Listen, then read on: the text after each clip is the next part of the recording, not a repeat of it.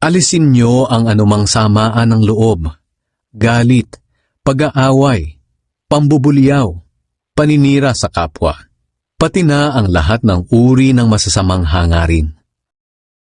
Huwag kang magagalit. Pigilan mo ang iyong puot. Ni huwag kang mababalisa, dahil ito sa iyo ay makakasama. Huwag maging magagalitin, dahil ang pagiging magagalitin ay ugali ng mga hangal. Sapagkat ang galit ay hindi nakakatulong sa tao para maging matuwid sa paningin ng Diyos. Kung magalit man kayo, huwag kayong magkasala, at huwag niyong hayaan na lumipas ang araw na galit pa rin kayo.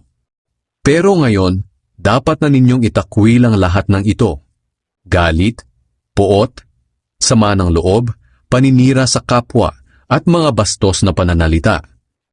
Sa halip, maging